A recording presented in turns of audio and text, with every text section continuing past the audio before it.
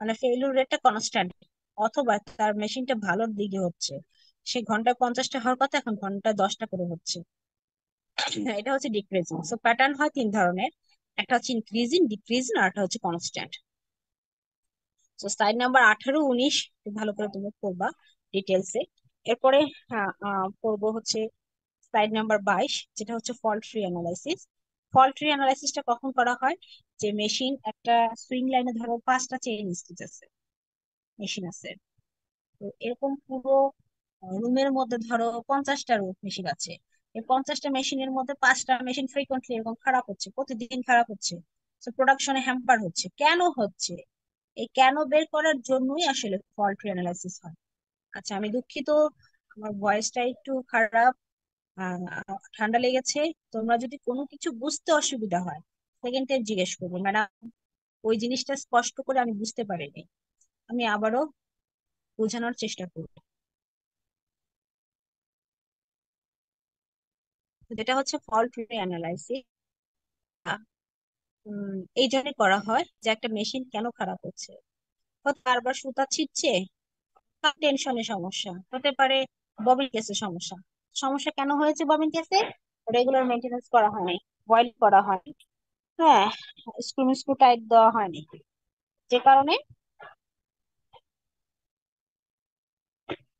মেশিনটা প্রবলেম করেছে। হ্যাঁ, এখন প্রবলেম এবার কার গাফলতি, সে তো এই ফরেন্সিস এর মাধ্যমে বের করা যায়। তো এই অ্যানালাইসিসটা আসলে একটা গ্রাফিক্যাল সিম্বলিক অ্যানালাইসিস। এখানে তিন ধরনের সিম্বল ইউজ করা হয়, একটা হচ্ছে ইভেন্ট সিম্বল, যা তোমরা স্লাইড নাম্বার 25-এ পাবা।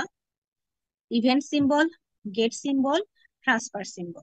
তো ইভেন্ট সিম্বল হচ্ছে কোন কোন ঘটনা আছে, বেসিক্যালি 5 ধরনের ঘটনা থাকে। 5 ধরনের ঘটনাকে 5 ধরনের সিম্বল দিয়ে প্রকাশ করা হয়, এটা তোমরা স্লাইড নাম্বার 27-এ দেখতে পাবা।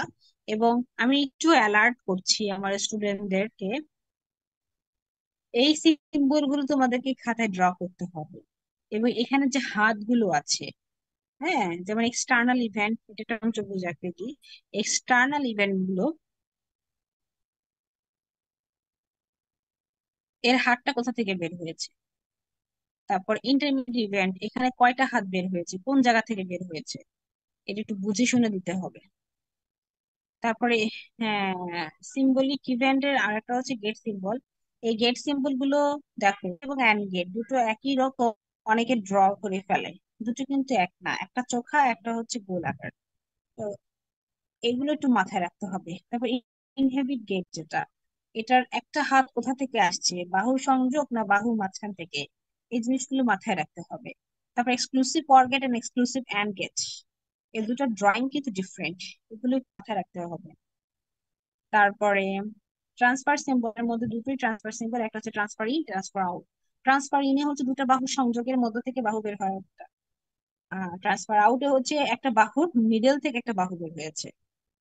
তো এগুলো একটু মাথায় রেখে পরীক্ষার খাতা লিখতে হবে, ভুল হলে কিন্তু নাম্বার শেষ।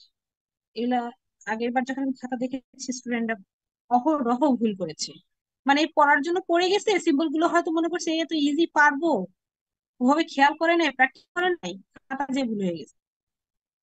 হ্যাঁ, হয়তো একটু খেয়াল করে একবার যদি ড্রয়িং করতে তোমরা, তাহলে হয়তো ওই ভুলটা হতো না। তো এটা হয়তো তোমাদের মিস্টেক হয়ে গেছে, যে কারণে খাতায় ভুল হলো। আবার অনেক সময় পরীক্ষার সময় ভুলেও যাও, টেনশনের কারণে ভুল হয়ে যায়, একটু খেয়াল রেখো। এরপরে যে কন্টেন্টটা পড়াবো সেটা হচ্ছে 32 নম্বর স্লাইড।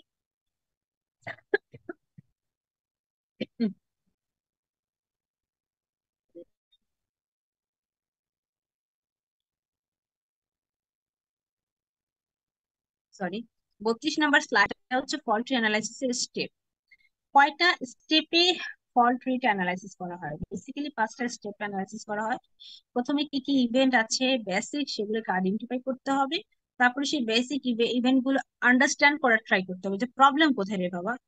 প্রবলেম গুলো নিয়ে আবার সিম্বল সিম্বল দিয়ে একটা ট্রি অ্যানালাইসিস করতে হবে, একটা ড্রয়িং করতে হবে।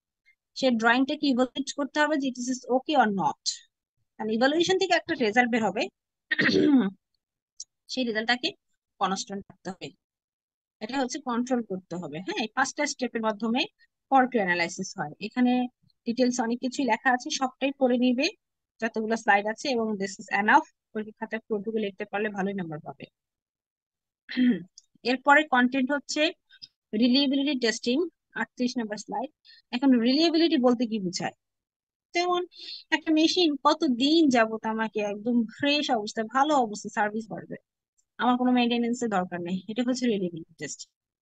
এই রিলিয়েবিলিটি টেস্টিংটা আসলে 5 ধরনের টেস্টিং করা হয়। প্রথম হচ্ছে কোয়ালিফিকেশন টেস্টিং। মানে এই মেশিনটা কত লোড নেওয়ার পারে, কত স্ট্রেস নিতে পারে, কত টেম্পারেচারে কাজ করতে পারে। আর স্ট্রেস টেস্ট হচ্ছে যে এত স্ট্রেসে সে কাজ করতে পারে, ভালো কথা, কিন্তু এতর পরে হলে স্ট্রেস আউট হয়ে যাবে, সেই মেশিনটা নষ্ট হয়ে যাবে। মানে এত টেম্পারেচারে, কত টেম্পারেচারে সে নষ্ট হয়ে যাবে, কতবার মেশিনটা অন করলে নষ্ট হয়ে যাবে। তার মানে একটা মেশিন 17 ঘন্টা করার পরে 2 ঘন্টা রেস্ট নিতে হবে, 2 ঘন্টায় সে বিশ্রাম নিয়ে আবার সে পুনরায় কাজ করার জন্য ক্যাপাবল হবে। এই জিনিসটাই হচ্ছে রেস্ট টেস্ট, স্ট্রেস টেস্ট। তারপর লাইফ টেস্ট হচ্ছে কি, এ বাবা এটা কোনো রেস্টিং সিস্টেম না। মানে একটা নির্দিষ্ট সময় পরে মেশিনটা একদম বাদ, ওটাকে একদম ফেলে দিতে হবে, নতুন মেশিন কিনতে হবে। এটা হচ্ছে লাইফ টেস্ট। ডেমনস্ট্রেট টেস্ট আছে, রানিং বা বার্ন ইন টেস্ট আছে, মানে কতক্ষণ সে রান করতে পারছে। হ্যাঁ, এটা হচ্ছে রিলিয়েবিলিটি টেস্ট গুলো হয়ে থাকে, এই 5 ধরনের। এগুলো ডিটেলস লেখা আছে, পড়বা। এবং সর্বশেষ কন্টেন্ট আজকের এই চ্যাপ্টার, সেটা হচ্ছে ওভারঅল ইকুইপমেন্ট টেস্ট। এই ওভারঅল ইকুইপ টেস্ট হচ্ছে একটা একটা মেশিনের অ্যাভেলেবিলিটি আছে কত বাজারে, তার এফিসিয়েন্সি কিরকম, তার ইয়েল্ড কি, এই তিনটার মাল্টিপ্লিকেশন হচ্ছে ওভারঅল ইকুইপমেন্ট ইফেক্টিভনেস। এখন অ্যাভেলেবিলিটি বুঝলাম, ইফিসিয়েন্সি বুঝলাম, ইয়েলটা কি ম্যাডাম? ইয়েলটা হচ্ছে একটা মেশিনের যতগুলো পার্টস থাকে, একটা সার্টিন টাইম চলার পরে কতগুলো পার্টস ভালো আছে, সেটাই হচ্ছে ইয়েল। তাহলে এই তিনটা যদি ডাটা দেওয়া থাকে, তাহলে মাল্টিপ্লিকেশন করে আমরা ও ই রেজাল্ট পেয়ে যাব। এ ধরনের ম্যাথ আসতে পারে, তো সূত্রগুলো দেখবা। এর মাধ্যমে আজকে আমাদের এই চ্যাপ্টার শেষ হলো। চ্যাপ্টারে কি কি পড়িয়েছি আগে বলেছি, ইম্পর্টেন্ট কোশ্চেন সেগুলোই পড়বা। একটু আবারও তোমাদেরকে সতর্ক করি, 6, 7, 8 তিনটা চ্যাপ্টার আমি অলরেডি হোয়াটসঅ্যাপ গ্রুপে দিয়ে দিয়েছি, সবাই হয়তো পেয়ে গিয়েছো। এগুলোই তোমাদের ফাইনালের জন্য। হ্যাঁ, তিনটা চ্যাপ্টার থেকে অ্যাবসেন্ট হবে, তার মানে বুঝতেই পারছো যে কোনো একটা চ্যাপ্টার থেকে দুটা করে হবে। এটা হতে পারে এটা হতে পারে 7 নম্বর চ্যাপ্টার, হতে পারে 6 নম্বর চ্যাপ্টার। আর 8 নম্বর চ্যাপ্টার থেকে অ্যাক্সিডেন্ট হবে। মানে আইএসও যে চ্যাপ্টারটা, এটা মনে হয় 8 নম্বরই, ওটা থেকে একটা সেটই হবে। আর আমি যতগুলো কোশ্চেন ইম্পর্টেন্ট বলছি, কোনো কোশ্চেনই বাদ দেওয়া যাবে না। কারণ তোমাদের এই কোর্সটা 2টা লেভেল টার্মে আছে, তার মানে এই কোর্সের জন্য আমি একজন টিচার তোমাদের 2টা কোয়েশ্চেন করব। তার মানে বুঝতে পারছো যতগুলো কোয়েশ্চেন সবগুলো আসার সম্ভাবনাই বেশি। সবগুলোই আসার সম্ভাবনা বেশি, কারণ কি, আমি একটা কোয়েশ্চেন সেট করলাম, বললাম তোমাদের এই লেভেল টার্মের জন্য এটা ইম্পর্টেন্ট, ওই লেভেল টার্মের জন্য ওটা ইম্পর্টেন্ট, আমি বলে দিলাম। কিন্তু যখন কোয়েশ্চেনটা মডারেট হবে, মডারেশন বোর্ডে যখন টিচাররা হতে পারে যে ওই লেভেল টার্মের থেকে একটা কোয়েশ্চেন এই লেভেল টার্মে ঢুকাই দিল, এই লেভেল টার্মের থেকে কোয়েশ্চেন ওখানে ঢুকাই দিল, হতেই পারে, ওনারা যা খুশি করতে পারে। আর এবার তো জানো যে কোয়েশ্চেন মডারেশন যে শুধু শুধু আমাদের টিচাররাই করবে তা না, এক্সটার্নাল মেম্বাররাও করবে। মানে কোয়ালিটি ম্যানেজমেন্টে যারা এক্সপার্ট, এটা বাহিরের ইউনিভার্সিটি থেকে টিচাররা এসেও কোয়েশ্চেন মডারেট করবে। সো এবারের কোয়েশ্চেন একটু হার্ড হওয়ার সম্ভাবনাই বেশি। এবং তোমরা, আমি যতগুলো কোয়েশ্চেন ইম্পর্টেন্ট বলেছি কিছুই বাদ দিবা না, যদি বাদ না দাও তাহলে ইনশাল্লাহ ভালো রেজাল্ট করতে পারবে। আর আরেকটা অ্যানাউন্সমেন্ট হচ্ছে, আগামী বুধবার, আজ হচ্ছে শনিবার, আগামী বুধবার রাত 9টায় যারা পরীক্ষায়, মানে কি বলে,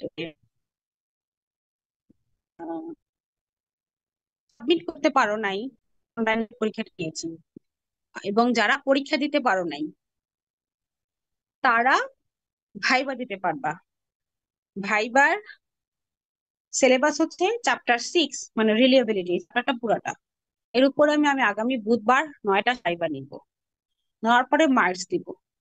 আর আগামী 15 দিনের মধ্যে তোমরা একসাথে সিটি পরীক্ষা এবং এই পরীক্ষার মার্কস পেয়ে যাবা। কার কোনো কোশ্চেন আছে?